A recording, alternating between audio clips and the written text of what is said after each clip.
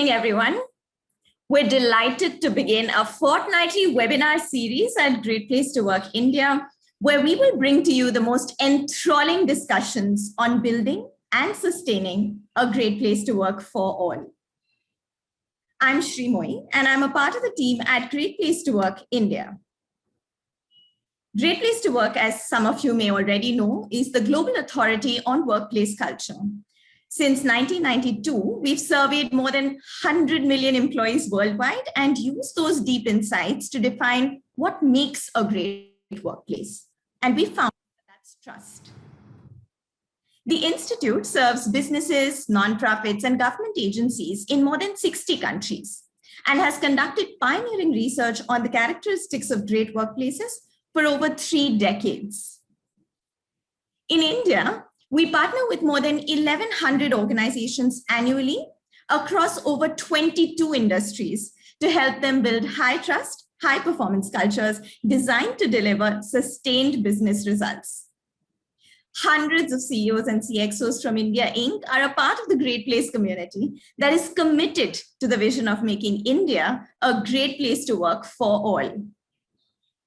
It therefore goes without saying that we're constantly having discussions and engaging with leaders across industries. And with this webinar series, we hope to bring to you many such conversations and even enable you to participate in them. We will regularly be sharing with you details of the upcoming webinars and our guest speakers. So do stay tuned and follow us on LinkedIn to be able to register for the ones that interest you. It's so exciting to have all of you with us as we start off the series. For our first webinar, we thought it may be best to start from the very foundation. We have with us today Akshat Shah, Vice President, Sales and Client Experience at Great Place to Work India, who will share with us an understanding of the Great Place to Work framework, along with an overview of the Great Place to Work assessment and recognition program. At the time of registration, many of you mentioned that you're keen to consider the program. So once Akshat has shared the details with us, we'll also be opening up for a live Q&A session with him. So during the webinar, please do keep dropping in your questions in the Q&A box at the bottom of your screen, and Akshat will answer them towards the end of the webinar. We really hope this webinar is informative, and we look forward to inviting you in the near future for further conversations with industry leaders about their insightful experiences with building and sustaining a great place to work for all. And with that, I welcome Akshat Shah, Vice President, Sales and Client Experience at Great Place to Work, India.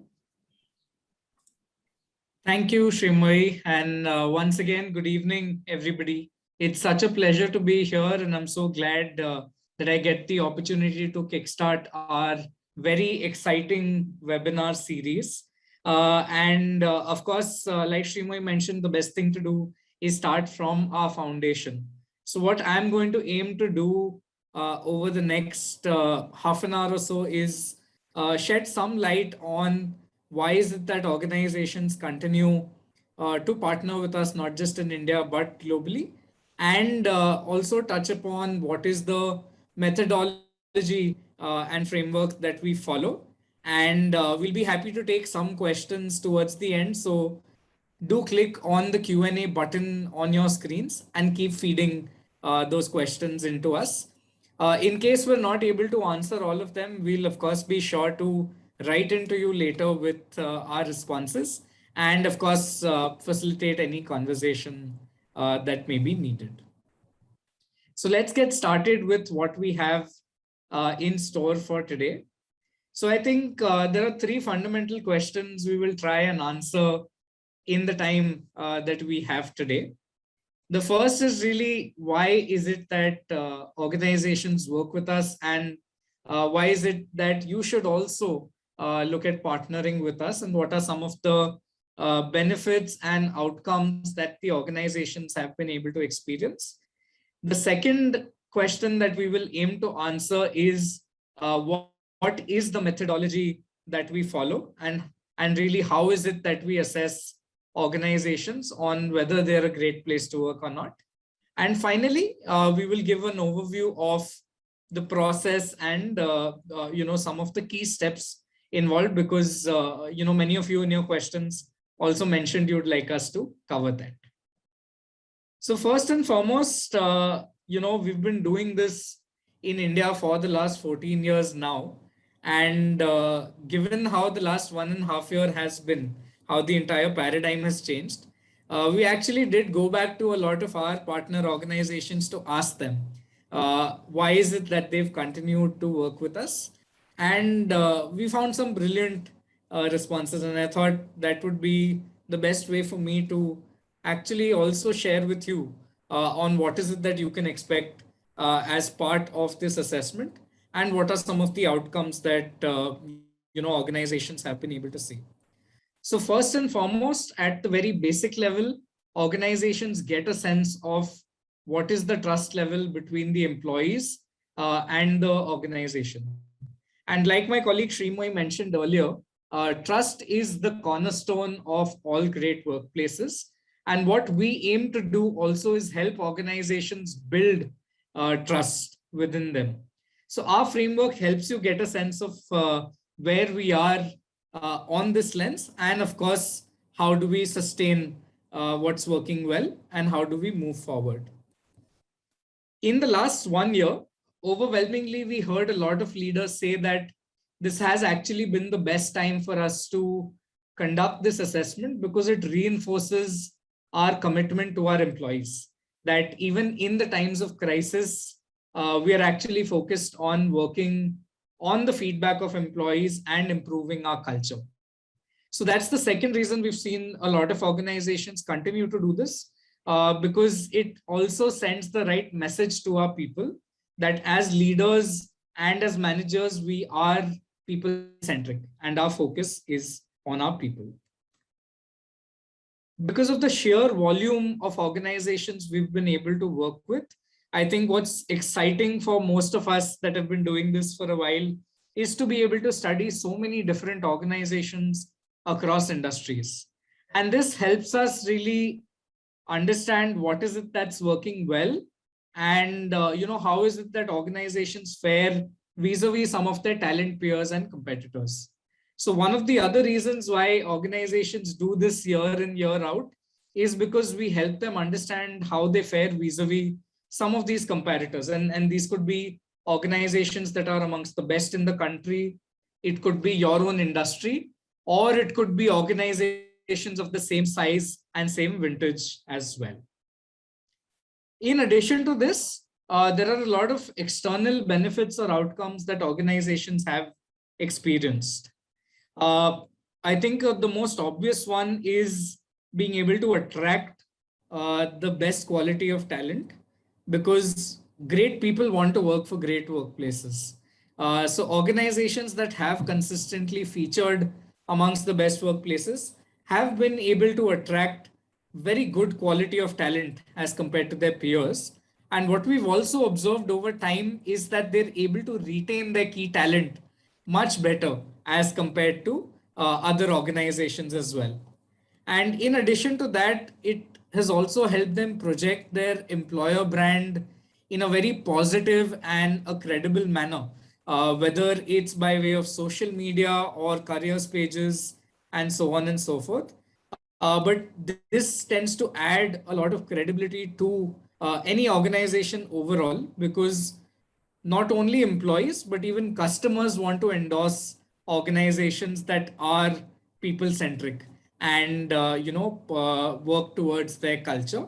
And finally, of course, our assessment comes with the opportunity to get national and global recognition. So that is something that a lot of organizations have also benefited from. But in a lot of these sessions that I keep doing, I often hear the question that from a business standpoint, Akshat, how does this really benefit an organization, and is there really a business case to why this should be done and this assessment should be conducted? So since inception, we've been seeing what is the business impact of creating a great workplace and investing towards employee experience. And what we've seen over the years is that organizations that have successfully invested and built a great employee experience for their people, they've seen sustained business results. And this is actually independent of industry or, what kind of matrices you would be tracking. But whether we look at shareholder returns, customer feedback, all of those matrices have seen a positive movement with a positive movement in employee experience. And I want to show you some data for India specifically, but we do publish this globally as well, where we've seen that organizations which are amongst the best workplaces do actually outperform market by a factor of at least 5 or 7 times. And on a side note, this is also a great investment strategy. But the point that I'm trying to make is that if the business of businesses to grow and scale and even make money, creating a great place to work is not a bad idea at all. So that's about why organizations have been doing this year in, year out, and what are some of the benefits that you can also look forward to. I'm now going to touch upon what is the assessment framework and methodology, or in other words, how is it that we say whether an organization is a great place to work or not. And I want each of you all to think about a time when you were a part of an organization, or in your current organization, you felt that it's really a great place to work. And I want you to think about what were some of the elements or aspects that made you feel that way. And as I explain how we define a great place to work, you will see that a lot of it will actually correlate to what we have. So let's talk about what is a great place to work. So in our framework or our methodology, and this is after a lot of years of in-depth research and studying organizations, we have seen that a great workplace is one which is able to capitalize on the potential of its people. So any organization that's able to maximize its human potential by way of having the right set of values, a deep foundation of trust, and of course, effective leaders is what we have seen a great place to work. And when these are in place, we've seen that the organization will benefit from increased innovation and financial growth as well. So once again, an organization is a great place to work when it is able to maximize its human potential by way of having effective leaders, the right set of values, and a deep foundation of trust. And when we see all of this happen, the outcome that the organization will see is increased innovation and financial growth. Now I know what you're thinking. How does this operationalize into the assessment that we conduct, and how do we really measure each of these? So at Great Place to Work, we follow a dual lens framework in terms of measuring whether an organization is a great place to work or not. In the first lens, we want to measure the employee experience at the organization. So in other words, do your employees feel that you are a great place to work or not? And as part of this lens, we of course conduct an employee experience survey, which in our terminology is called the Trust Index survey framework.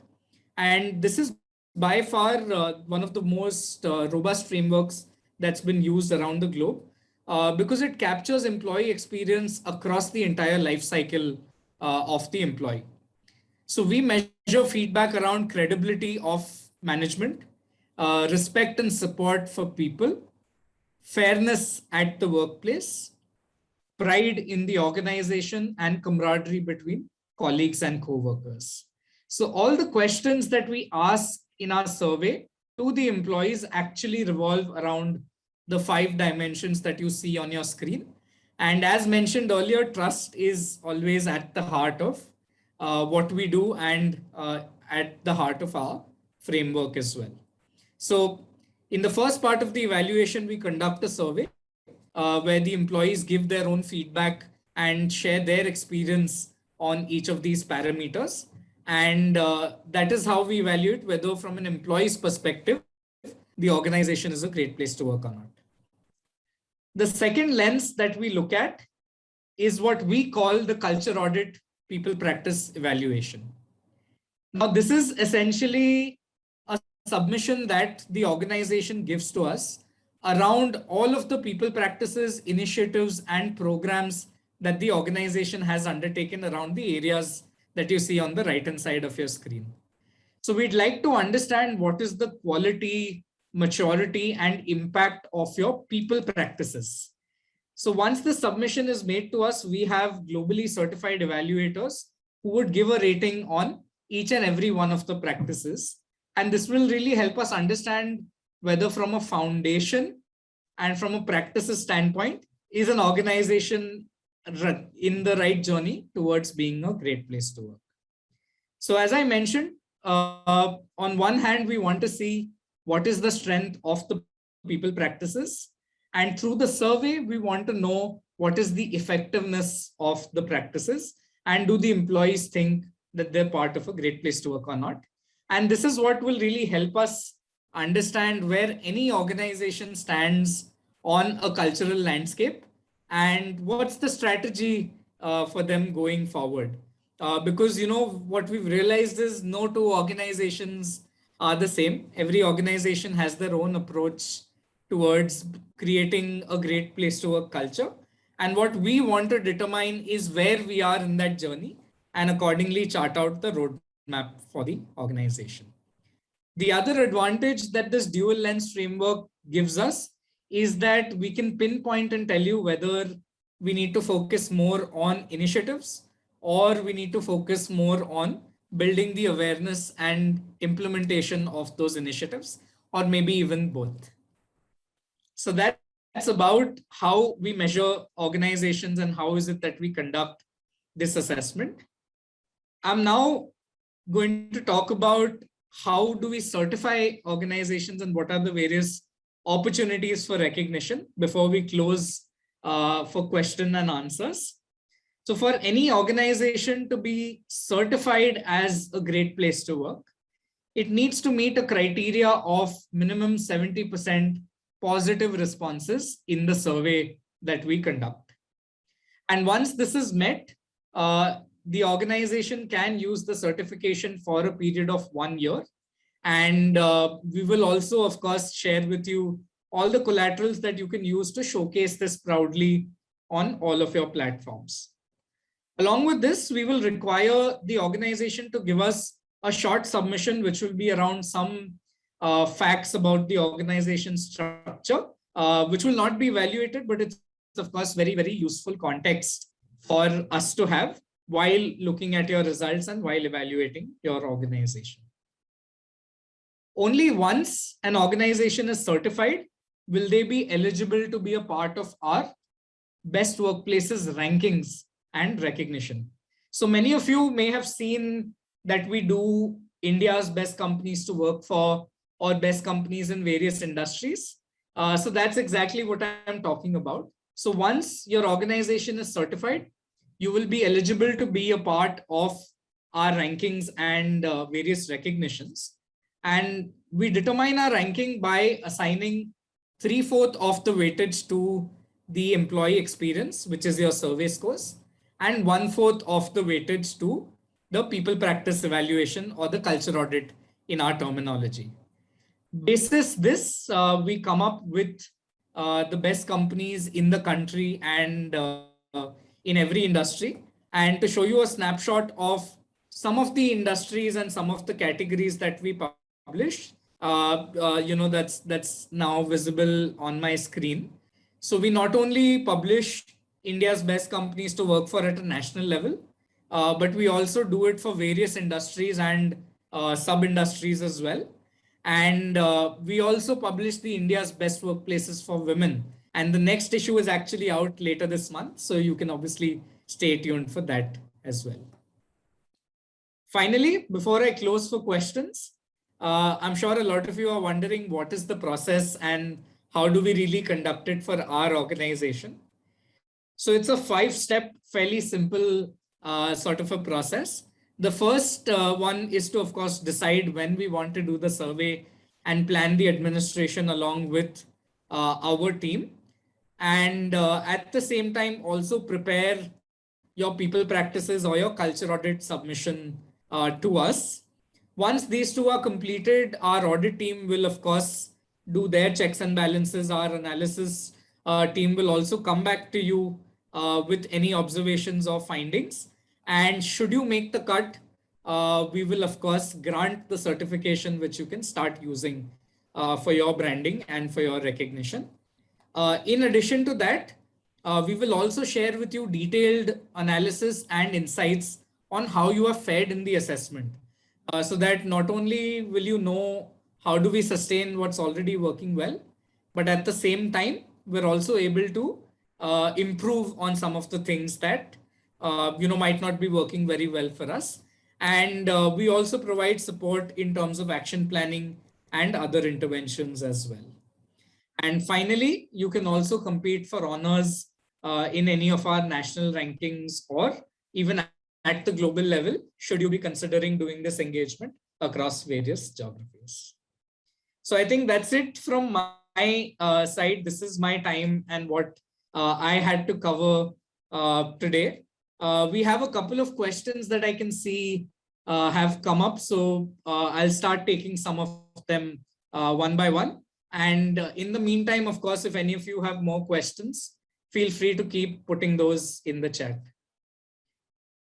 All right, so I think the first question is, will you be sharing the PPT used in the session? Absolutely, we will send it across after our session, and you can also reach out to us in case you need any more information. There is another question which says, what is the survey timeline? So usually our surveys run for a period of 2 weeks, and we conduct surveys throughout the year. So organizations have the option of scheduling their survey anytime basis their comfort. And we actually launch a survey almost every Tuesday, unless it's a bank holiday. And it runs for 2 weeks, like I mentioned.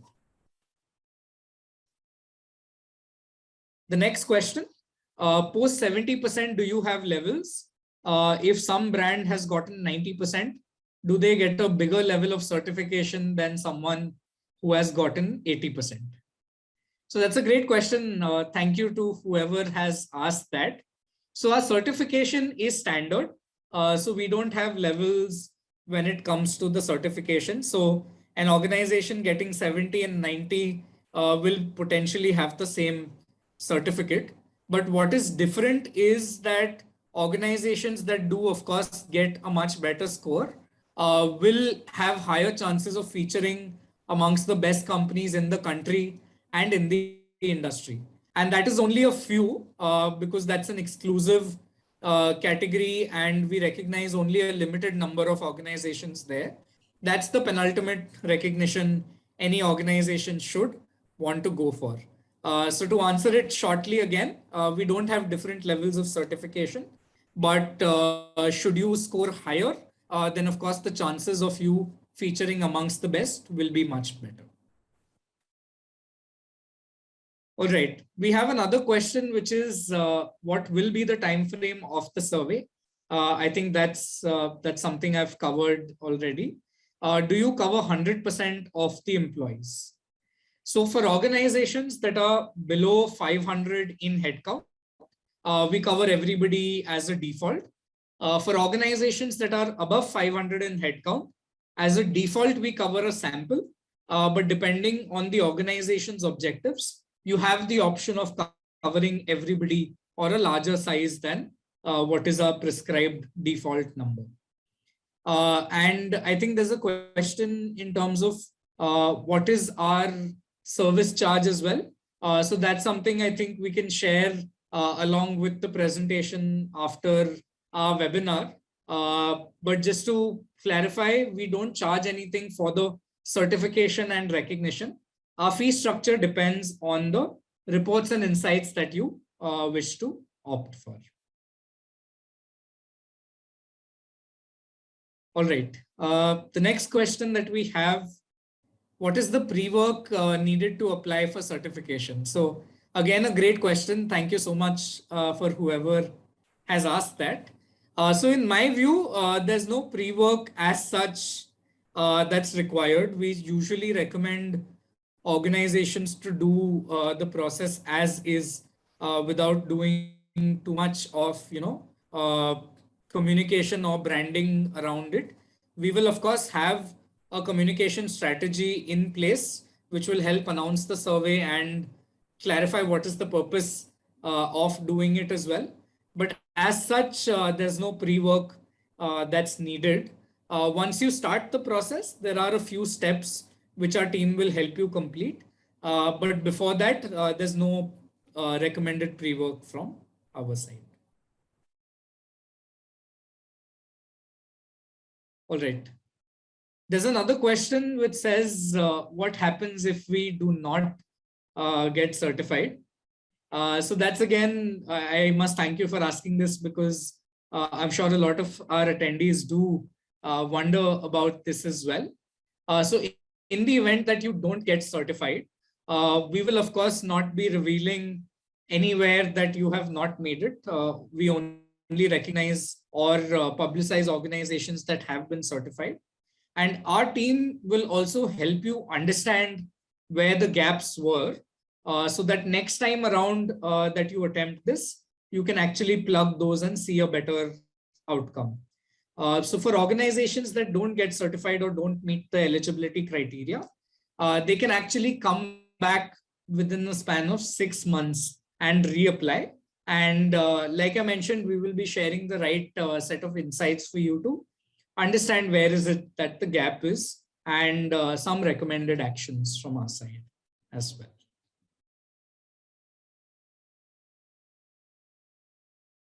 All right. There's another question which says, are there any guidelines for companies for the survey?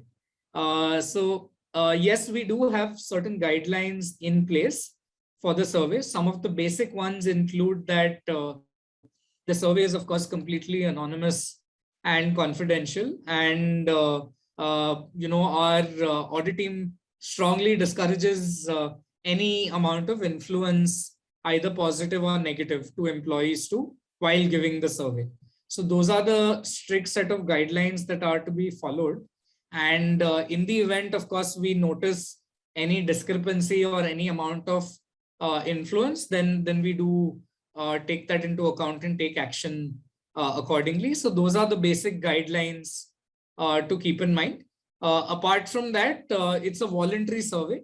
Of course, while we want to encourage employees to give the survey, it shouldn't be entirely forced on them, because we want their honest feedback, and that's why we keep it voluntary for employees. So those are some of the guidelines to be kept in mind for the survey.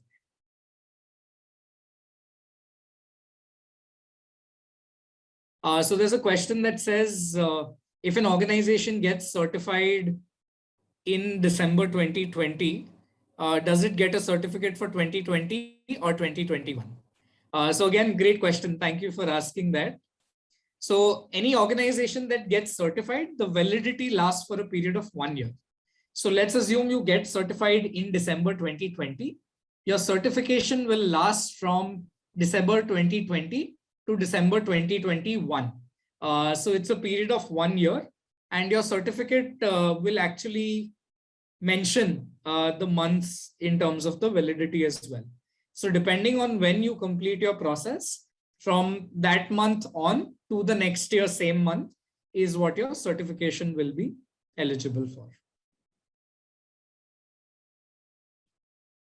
Does it have any module to cover ex-employees? This is actually a great input. So currently we don't have a module in our certification that covers ex-employees, but this is an interesting point of feedback that we will take back. We do have other sets of tools, which is outside our certification program, that actually help survey any sort of population, whether it's ex-employees or current.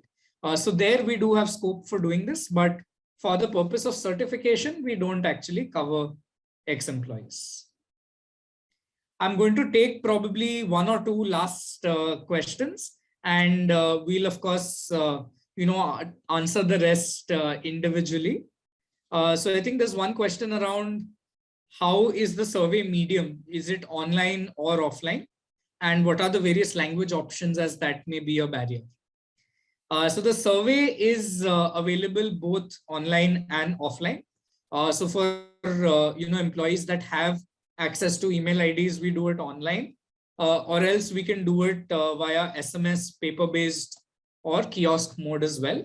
And we have all Indian regional languages available in terms of our survey. So, for blue-collared employees or field staff for a lot of organizations, we actually use the local language or the language that the employee is most comfortable with. So yes, both online, offline options are there, and you have all Indian regional languages as an option as well. So I think the last question that I will take is, what if few employees resign during the process? Can we add new joiners to the survey? So the answer is yes. We will encourage all segments of the organization to be a part of the survey, whether they've actually just about joined as well, because those are, in my view, the best people to actually give you feedback on your hiring and your onboarding programs. And they also have a good sense of how the organization is being perceived outside in your potential talent pool. So yes, we can add new joinees to the survey, and we would in fact encourage it because we want to involve each and every segment of the organization in the survey. So I think that's it from my side. That was our time today.